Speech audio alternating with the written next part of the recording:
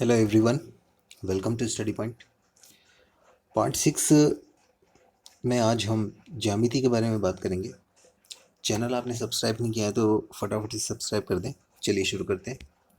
ज्यामिति में बात करेंगे हम आज कि ज्यामिति की मूल अवधारणाएं क्या हैं, किरण, रेखाखंड, कोण क्या होता है, त्रिभुज के होंगे, त्रिभुज के प्रकार, त्रिभुज के कितने प्रकार होते हैं, किस किस आधार, भुजाओं के आधार पर, कोण के आधार पर, त्रिभुज के क्या सूत्र होते हैं, क्या क्या उसकी अवधारणाएं होती हैं, क्या क्या चीज़ें जो हैं हमें त्रिभुज के बारे में जाननी है। वृत्त की बात करेंगे, वृत्त में त्रिज्या क्या होती है, व्यास क्या होता है, ये सारी चीज़ों को आज हम कवर करेंगे इस टॉपिक में।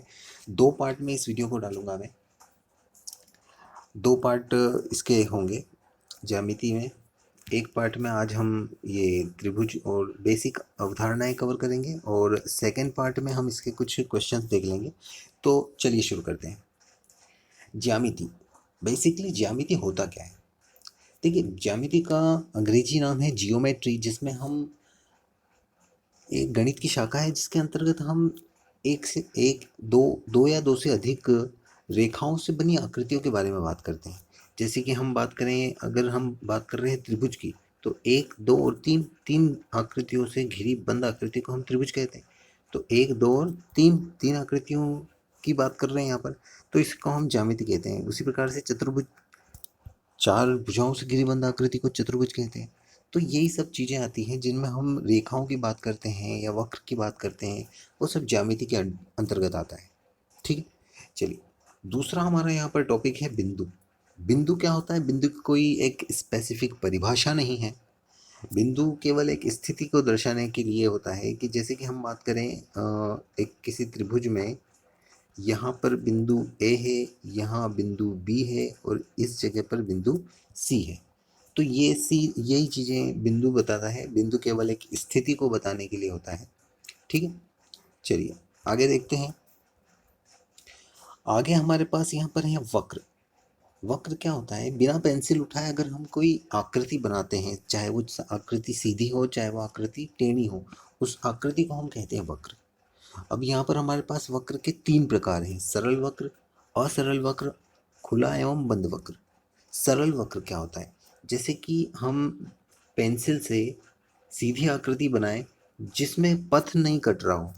देखिए, ये आकृति हमने बना ली, चाहे ये आकृति चाहे ये आकृति, ये जो एक वक्र है लेकिन ये कट नहीं रहा है, बीच में अपने आप को कहीं काटता नहीं है। ये एक के ऊपर एक ये जो रेखा है जाती नहीं है, तो इसको हम सरल वक्र कहते हैं। असरल वक्र वो होता है जो एक दूसरे को काट दे, पथ में स्वयं को काट दे। जैसे कि ये वक्र, ये एक असरल वक्र है। ठीक है, ये वक्र, ये असरल वक्र का उदाहरण, क्योंकि इसने इसी को प्रतिच्छेद कर दिया है। ठीक है, अब दूसरा है खुला और बंद वक्र। खुला वक्र क्या होता है? जैसे ये जो उदाहरण है वो खुले वक्र का है। इस प्रकार से कोई आकृति जा रही है तो ये खुले वक्र का उदाहरण है। बंद वक्र क्या होता है कि आकृति कहीं जाकर बंद हो जाए, इस प्रकार से। ठीक है, इस प्रकार से ये जो आकृति है ये बंद वक्र के अंतर्गत आती है। ठीक है, कि जो रेखाएं हैं वो आपस में जाकर मिल जाए और एक बंद आकृति का निर्माण कर दे, तो वो जो कहलाएगा वो बंद वक्र कहलाएगा। और अगर आकृति ऐसी ऐसी चलती जाती है तो ये खुला वक्र कहलाएगा। ठीक है, चलिए आगे हमारे पास यहाँ पर है रेखा। रेखा क्या होता है? देखिए, बेसिकली कोई रेखा की कोई परिभाषा नहीं है। रेखा को हम इसी प्रकार से जान सकते हैं कि कोई 2 बिंदु हैं, वो 2 बिंदु 2 अलग अलग दिशाओं में अनंत तक जा रहे हैं, तो इसे हम रेखा कहेंगे। ठीक है, अब रेखा के हमारे पास कुछ तरीके हैं, कुछ प्रकार हैं। रेखा, सरल रेखा। सरल रेखा क्या होती है कि एक बिंदु से दूसरे बिंदु तक जो बिना बदले जाती है वो सरल रेखा कहलाती है। जैसे कि ये सीधी जा रही है। ठीक है, तो ये कहलाएगी सरल रेखा। दूसरी है वक्र रेखा। एक बिंदु से दूसरे बिंदु तक जो टेढ़ी मेढ़ी होकर जाती है, ये मान लीजिए यहाँ पर बिंदु ए है और यहाँ बिंदु बी है, इसमें भी यहाँ पर बिंदु ए है और यहाँ पर बिंदु बी है, तो ये तो सीधी जा रही थी इसलिए सरल रेखा कहा इसको। लेकिन वक्र रेखा में ये टेढ़ी मेढ़ी होकर जाती है ए बिंदु से बी बिंदु तक, तो इसको हम वक्र रेखा कहते हैं। ठीक है। चलिए अगला प्रकार इसका है संगामी रेखा। संगामी रेखा क्या होता है? संगम होता हो, अगर दो या दो से ज़्यादा रेखाओं का अगर संगम कहीं हो रहा है, जैसे कि मान लीजिए एक रेखा ऐसी जा रही है, दूसरी रेखा यहाँ से जा रही है, तीसरी रेखा भी इसी बिंदु से जा रही, चौथी रेखा भी इसी बिंदु से जा रही, तो यहाँ पर इन सारी रेखाओं का क्या हो रहा है? संगम हो रहा है। तो इनको, इन सभी रेखाओं को हम संगामी रेखा कहते हैं, क्योंकि इनका एक ही बिंदु पर संगम होता है। ठीक है। तो परिभाषा के रूप में बात करें तो क्या हो जाएगी कि सारी रेखाएं या दो से अधिक रेखाएं किसी एक बिंदु से होकर जाएं तो उन्हें संगामी रेखा कहते हैं। इसके बाद अगला है समांतर रेखाएं। भैया समांतर रेखा क्या होता है? दो रेखाएं इस प्रकार से जारी हों कि सदैव उनके बीच की दूरी हर बिंदु पर बराबर होनी चाहिए। सदैव उनकी दूरी बराबर होनी चाहिए, चाहे वो कहीं भी नापी जाए। उनके बीच की दूरी, मान लीजिए ये एक रेखा एक्स वाई है, ये एक रेखा ए बी है, तो इनके बीच की जो दूरी है हर एक बिंदु पर बराबर है, तो इसको हम कहेंगे समांतर रेखाएं, समान अंतर पर है ये। ठीक है, इन्हें हम कहेंगे समांतर रेखाएं। अगला आ जाता है तिर्यक रेखा। अगर कोई रेखा किसी रेखा को काटती हुई जाए तो ये कहलाती है तिर्यक रेखा। मान लीजिए ये रेखा M है और ये रेखा N है, तो अगर रेखा N M को काटती हुई जा रही है, तिरछी जा रही है, तो इसे हम तिर्यक रेखा कहेंगे। चलिए आगे देखें तो एक और प्रकार है हमारे पास रेखा का, समपाती रेखा। समपाती रेखा में क्या होता है कि एक ही रेखा पर दो रेखाएं या दो बिंदु एक ही रेखा पर आ जाए, जैसे कि ये एक रेखा M है और ये ही रेखा N का बिंदु है, दोनों एक के ऊपर एक है, तो उसे हम कहते हैं संपाती, एक के ऊपर एक। बेसिकली ये एक ही रेखा है, लेकिन ये रेखा M का बिंदु है, ये रेखा N का बिंदु है। ठीक है। चलिए अब आ जाता है रेखाखंड। रेखाखंड क्या होता है? देखिए नाम से पता चल रहा है रेखा का खंड। किसी रेखा में से हम एक पर्टिकुलर खंड ले लें जिसकी लंबाई निश्चित हो। देखिए रेखा की लंबाई निश्चित नहीं होती, लेकिन रेखा खंड में लंबाई क्या होगी? निश्चित होगी। पर्टिकुलर बिंदु ए से बी के बीच की जो दूरी है उसे हम, चाहे वो 4 सेंटीमीटर की दूरी हो, चाहे 5 की सेंटीमीटर, एक निश्चित दूरी हो, उसे हम रेखाखंड कहते हैं। ठीक है। अगला आ जाता है किरण। किसी एक बिंदु से किसी एक निश्चित दिशा में सीधी जा रही है जो ऐसी आकृति को हम किरण कहते हैं। इसमें लंबाई निश्चित नहीं होती है, लेकिन दिशा निश्चित होगी कि किस दिशा में जा रही है। ठीक है, उसे हम कहते हैं किरण। चलिए अब आ जाता है हमारा अगला टॉपिक, कोण। बेसिकली कोण होता क्या है? देखिए कोण क्या है कि किसी एक बिंदु से इस प्रकार से दो रेखा या दो किरणें निकल रही हैं, तो उन किरणों के बीच में जो झुकाव है, उस झुकाव को हम कोण के नाम से जानते हैं कि इसके बीच में झुकाव कितना है, ये हमारा कहलाएगा कोण। यानी कि हम बात करें कि एक बिंदु ए है, उस पर रेखा M और किरण N और किरण M जो है वो आपतित हो रही है या इसके ऊपर झुकी हुई है, तो उनके बीच का जो झुकाव है वो कहलाएगा कोण। ठीक है, एंगल। अब कोण में भी हमारे पास अलग अलग टाइप आ जाएंगे। तो देखिए बेसिकली हम बात करें तो कोई भी कोणीय दूरी है वो इस प्रकार से चलेगी कि यहाँ से चल के पूरी यहाँ तक खत्म होगी, तो ये हो जाता है झुकाव 360 डिग्री का। ठीक है, और ये शुरू होता है मिनिमम 1 डिग्री से। तो इसी प्रकार से ये तो कोण की बात हो गई। अब कोण के प्रकार की बात कर लेते हैं हम। तो हमारे पास यहाँ पर है न्यून कोण, सबसे पहला, इसको क्लियर कर देते हैं पहले।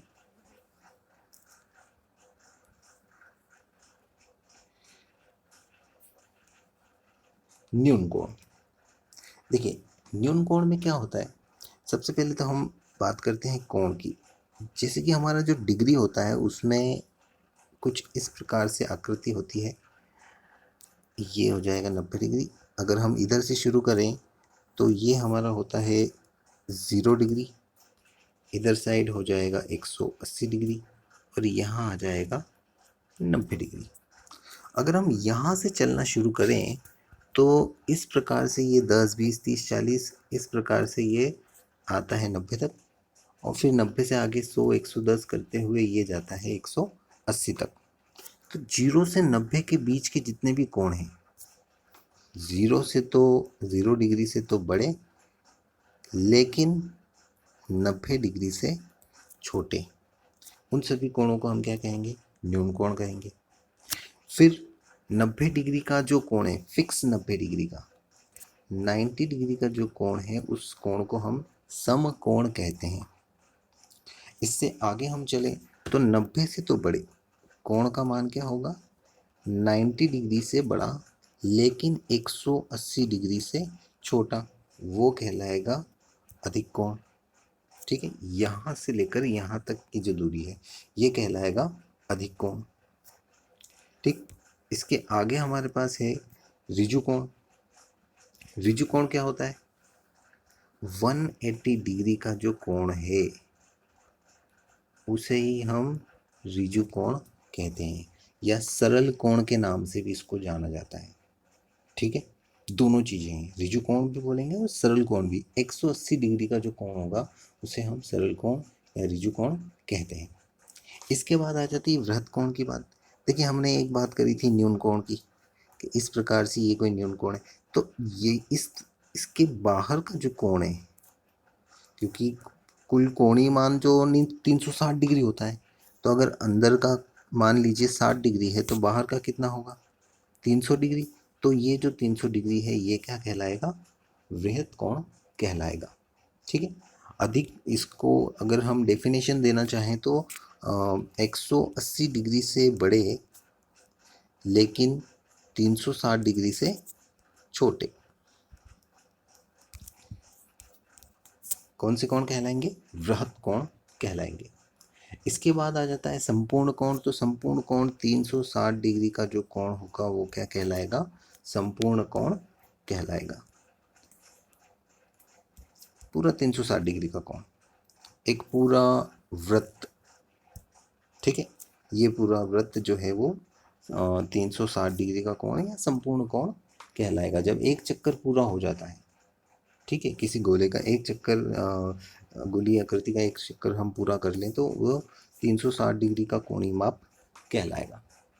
चलिए आगे देखें। अब कोणों के युग्म, युग्म मतलब हम समझ रहे हैं पैर या जोड़ा। तो जब दो कोण आपस में जुड़ते हैं, एक युग्म बनाते हैं, तो किस किस प्रकार के युग्म हमारे कोर्सेज में हम पढ़ते हैं। देखिए यहाँ पर है पूरक कोण। पूरक कोण क्या होता है? इस प्रकार से अगर कोई दो कोण मिलकर, देखिए एक तो ये कोण और एक कोण, मान लीजिए इस कोण का नाम है x, इस कोण का नाम है y, तो ये दोनों कोण मिलकर बना रहे हैं 90 डिग्री, यानी कि समकोण बना रहे हैं। तो अगर दो कोणों का योग 90 डिग्री के बराबर हो, ठीक है, दो कोणों का योग 90 डिग्री के, दो आसन्न कोण है उनका योग 90 डिग्री के बराबर है, तो उस कोण को हम पूरक कोण कहते हैं। ये कोण जो है इसका पूरक है और ये कोण इसका पूरक है। जैसे कि मान लीजिए कि आपको एक कोण यहाँ पर दिया है 30 डिग्री का और पूछा गया है कि ये कोण x ज्ञात कीजिए। तो देखिए टोटल हमको पता है कि दोनों का योग 90 डिग्री है, तो जब एक 30 डिग्री का हुआ तो दूसरा 90 माइनस 30 यानी कि 60 डिग्री का होगा। ठीक है, तो इस प्रकार से ये पूरक कोण हम ज्ञात कर सकते हैं। चलिए आगे देखें तो समपूरक कोण क्या होता है।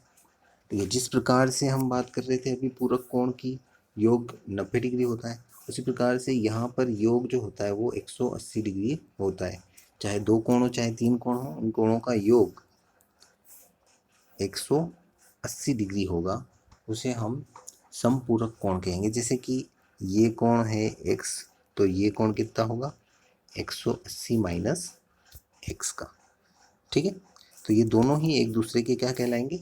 समपूरक कहलाएंगे। इसके बाद बात करें हम आसन्न कोण की, तो जो इस प्रकार की आकृति होती है, ठीक है, ये दो कोण जो हैं वो इस एक भुजा पर निर्भर कर रहे हैं या इस एक भुजा पर आसन्न है। इनका बिंदु भी एक होता है और दोनों में एक भुजा क्या होती है, उभयनिष्ठ होती है, कॉमन होती है। इनको हम क्या कहते हैं, आसन्न कोण कहते हैं। ठीक है, इसके आगे हमारे पास आ जाता है शीर्ष अभिमुख कोण या शीर्षाभिमुख कोण। कोई भी दो रेखाएं अगर आपस में इस प्रकार से प्रतिच्छेद करके जाती हों,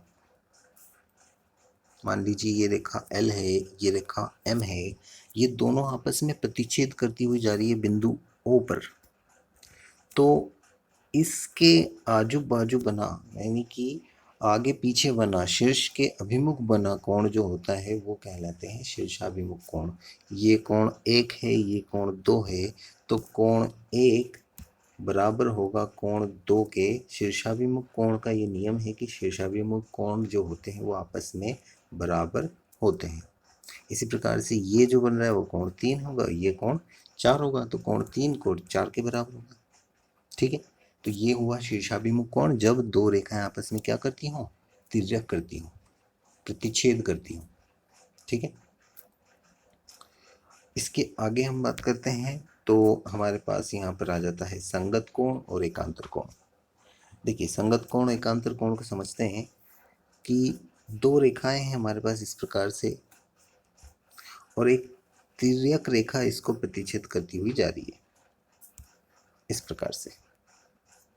ठीक है, अब इसको हम डिफाइन कर देते हैं, नाम दे देते हैं। ये रेखा है AB, ये रेखा है CD और ये रेखा है EF।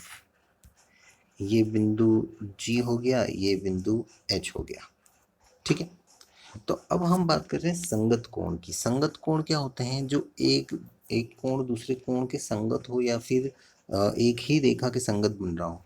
जैसे कि EF जो रेखा जा रही है यहाँ पर, EF रेखा के संगत हमारे पास एक तो कोण FGB बन रहा है और इसी दिशा में FHD भी बन रहा है। तो ये दोनों कोण, ये वाला और ये वाला कोण, दोनों क्या कहलाएंगे, संगत कहलाएंगे। ठीक है, इसी प्रकार से AGF ये जो कोण है और CHF ये कोण भी क्या कहलाएगा, संगत कोण कहलाएगा। ठीक है, कुल मिलाकर यहाँ पर इस प्रकार की कुछ आकृति बनेगी। देखिए, या तो इस प्रकार से F बनेगा या फिर इस प्रकार से F बनेगा, और बताएं तो या तो इस प्रकार से F बनेगा या फिर इस प्रकार से F बनेगा। तो ये जो आकृति बनती है ये कौन से कोण कहलाते हैं, ये कोण कहलाते हैं कौन से, संगत कोण। ठीक है, चलिए अब इसके बाद आ जाता है एकांतर कोण। एकांतर कोण को भी समझ लेते हैं। कंडीशन यही रहेगी कि जो दो रेखाएं हैं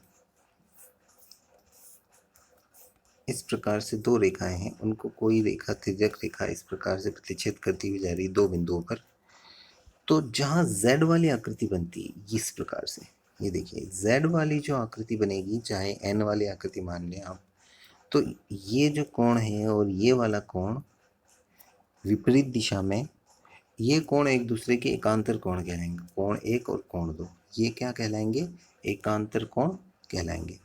और एक विशेष बात कि संगत कोण और एकांतर कोण दोनों ही आपस में बराबर होते हैं। संगत कोणों का जो युग्म होगा वो बराबर होगा जिस प्रकार से शीर्षाभिमुख में था, और एकांतर कोण का युग्म भी बराबर होगा। ठीक है, चलिए तो ये चीज़ें आपको याद रखनी है। अब आगे देखें तो अब हमारे पास आ जाता है त्रिभुज।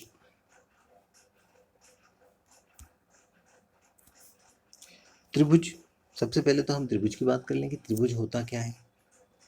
तो त्रिभुज जो है वो एक 2D आकृति है, 2 डायमेंशनल या द्विविमीय आकृति है। जैसे त्रिभुज हो गया, वृत्त हो गया, तो हम 3 डायमेंशनल में नहीं देख सकते। जैसे कि अगर आप अभी मोबाइल देख रहे हैं तो मोबाइल आप देखते हैं या फिर आंखों से जो भी चीज़ें देखते हैं, बुक्स हो गई, चाहे पेन हो गया, घर हो गया, ये सारी चीज़ें, जितनी भी चीज़ें हम आँखों से देखते हैं, वो सारी चीज़ें 3 डायमेंशनल चलती हैं, जिसकी लंबाई भी होती है, चौड़ाई भी होती है और ऊँचाई भी होती है। जैसे कि ये देखिए, लंबाई, चौड़ाई और ऊँचाई। इस प्रकार से जो आकृति है वो 3 डायमेंशनल, मतलब माना कि एक बॉक्स जो है इस प्रकार से वो 3 डायमेंशनल में बनता है। लेकिन अगर हम बात करें त्रिभुज की, तो हम त्रिभुज को इसी प्रकार से बनाएंगे। तो इसकी ऊंचाई तो हो ही नहीं है, लंबाई और चौड़ाई है, ऊंचाई नहीं है, दो ही आकृतियां, दो ही विमाएं हैं, तो ये जो होंगी वो द्विविमीय आकृतियां कहलाएंगी। ठीक है, तो हम बात करेंगे यहाँ पे त्रिभुज की।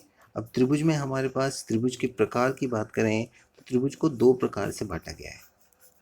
एक तो भुजाओं के आधार पर, देखिए मान लीजिए ये एक त्रिभुज है,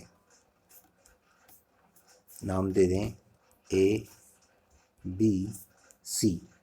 तो त्रिभुज में पहले तो ये 3 भुजाएं आ रही हैं, तो इन भुजाओं के आधार पर हम त्रिभुज को बांट सकते हैं, विभाजित कर सकते हैं, या फिर कोण के आधार पर, जैसे कि ये कोण, ये कोण और ये कोण, तो कोणों के आधार पर भी त्रिभुज को हम विभाजित कर सकते हैं। तो देखते हैं कि सबसे पहले हम बात करते हैं भुजाओं के आधार पर। देखिए भुजाओं के आधार पर कितने प्रकार हैं? भुजाओं के आधार पर 3 प्रकार हैं। सबसे पहला प्रकार है समबाहु त्रिभुज। सम मतलब समान, बाहु मतलब भुजा। अगर किसी त्रिभुज में भुजाएं जो हैं वो समान हैं, ये भुजा, ये भुजा और ये भुजा, तीनों की लंबाइयाँ बराबर हैं, ए बी सी, कहना चाहेंगे हम कि ए बी बराबर होगा यहाँ पर बी सी के और बी सी बराबर होगा सी ए के, यानी कि तीनों भुजाएं आपस में क्या होंगी? बराबर होंगी। तो ऐसा त्रिभुज क्या कहलाएगा? समबाहु त्रिभुज कहलाएगा। ठीक है, भुजाएं क्या है यहाँ पर? समान है, तो वो कहलाएगा समबाहु त्रिभुज। इसके आगे बात करें, दूसरा जो टाइप है वो है समद्विबाहु त्रिभुज। समद्विबाहु त्रिभुज क्या होता है कि दो भुजाएं तो बराबर हों, लेकिन तीसरी भुजा का बराबर नहीं होना चाहिए। ये दो भुजाएं तो आपस में क्या हैं? बराबर हैं, ए बी सी। यहाँ पर ए बी भुजा बराबर है ए सी भुजा के। ठीक है, दो भुजाएं बराबर हैं, तो ये कहलाएगा समद्विबाहु त्रिभुज। देखिए समद्विबाहु त्रिभुज में जो भुजाएं बराबर होती हैं उनके सामने वाले कोण भी बराबर होते हैं। ये बात विशेष ध्यान रखिएगा आप कि समद्विबाहु जो त्रिभुज होते हैं उनमें बराबर भुजाओं के सम्मुख कोण, सामने वाले कोण, ए सी भुजा के सामने कौन सा कोण बन रहा है? कोण बी बन रहा है।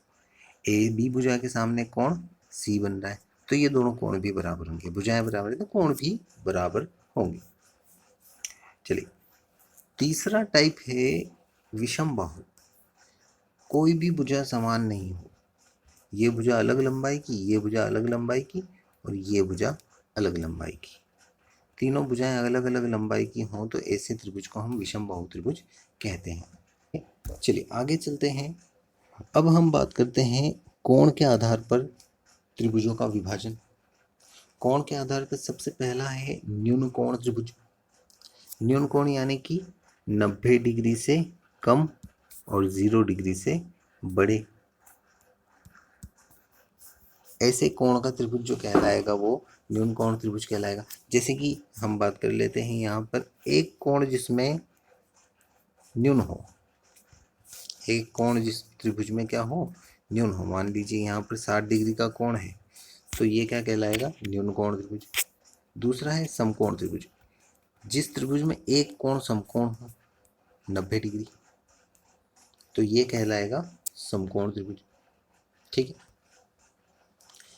न्यून कोण त्रिभुज में कोई एक कोण 90 डिग्री से छोटा होता है तो वो त्रिभुज न्यून कोण त्रिभुज कहलाता है। समकोण त्रिभुज, समकोण त्रिभुज में कोई एक कोण 90 डिग्री से या 90 डिग्री का होगा तो वो समकोण त्रिभुज कहलाएगा। अधिक कोण त्रिभुज, किसी त्रिभुज में अगर कोई एक कोण अधिक कोण हो, इस प्रकार का कोई त्रिभुज बने जिसमें एक कोण अधिक कोण हो या 90 डिग्री से बड़ा हो, तो उसे हम अधिक कोण त्रिभुज कहते हैं। ठीक है, चलिए अब आगे देख लेते हैं। यहाँ पर आगे हमारे पास अगली आकृति है वृत्त। वृत्त क्या होता है? इस प्रकार की जो आकृति होती है, वक्रीय आकृति, चारों तरफ से घिरी हुई आकृति, जिसमें एक केंद्र बिंदु होता है, और ये जो पूरी आकृति है, इस केंद्र बिंदु से इस परिधि पर स्थित हर एक बिंदु उस केंद्र बिंदु से बराबर बराबर दूरी पर होता है। और ये जो बराबर दूरी है, ये क्या कहलाती है? ये कहलाती है त्रिज्या, जिसे हम स्मॉल r से दर्शाते हैं। ठीक है, अगर इसी को हम आगे बढ़ा दें, यानी कि हम बात करें, इसे हम कहते हैं परिधि। वृत्त की क्या कहते हैं? परिधि। त्रिभुज में हम परिमाप बात कर रहे थे, भुजाएं जहाँ आ जाती हैं वहाँ परिमाप होता है।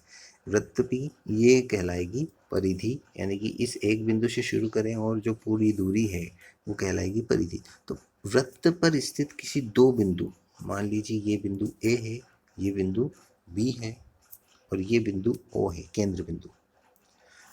दो बिंदुओं को मिलाने वाली रेखा अगर केंद्र बिंदु से होकर जाती है, तो जो ए बी है उसे हम क्या कहेंगे? व्यास कहेंगे। वृत्त का क्या कहेंगे? व्यास कहेंगे। और जो ओ ए और ओ बी है, ओ ए और ओ बी, ये वृत्त की क्या कहलाएंगी? त्रिज्या कहलाएंगी। चाहे ओ बी कह लें, चाहे ओ ए कह लें, ये वृत्त की क्या कहलाएंगी? त्रिज्या कहलाएंगी। ऐसी अनेक त्रिज्याएं वृत्त में हो सकती हैं, अनेक व्यास भी वृत्त में हो सकते हैं। वृत्त की परिधि पर अनेक बिंदु हो सकते हैं, असंख्य या हम कहें अपरिमित। तो त्रिज्याओं की संख्या या व्यास की संख्या क्या होगी? अपरिमित। देखिए, व्यास को हम d से दर्शाते हैं, स्मॉल d से। और व्यास और त्रिज्या में क्या संबंध होता है कि जो त्रिज्या का हम डबल कर दें, 2r is equal to d, ये एक संबंध होता है व्यास और त्रिज्या में। ठीक है, कि त्रिज्या का डबल मिलकर क्या बनाएगा? व्यास बनाएगा। इसके आगे हम चलें तो बात करते हैं वृत्त की परिधि की। वृत्त की जो परिधि है या टोटल लंबाई है, उसका फॉर्मूला होता है 2πr, जहाँ पर पाई का मान या तो हम 22/7 लेंगे या फिर 3.14 लेंगे। जब हम सवाल हल करेंगे तब इसका यूज़ करेंगे। क्षेत्रफल की अगर हम बात करें, वृत्त का क्षेत्रफल कहलाएगा pi r square. Formula pi r square वृत्त के क्षेत्रफल का होगा। ठीक है, तो आज का सेशन हम यहीं पे ख़त्म करते हैं। आगे के सेशन में इसी से रिलेटेड मैं कुछ क्वेश्चंस लाऊंगा और कुछ बेसिक चीज़ों पर और बात करेंगे। आज का सेशन थोड़ा लंबा हो जाएगा, इसीलिए इसको यहीं पे ख़त्म करते हैं। तो अगर आपने चैनल को अभी तक सब्सक्राइब नहीं किया है तो सब्सक्राइब कर दें, लाइक कर दें, शेयर करें, ज़्यादा से ज़्यादा इसको लोगों तक पहुंचाएं। Okay, thank you.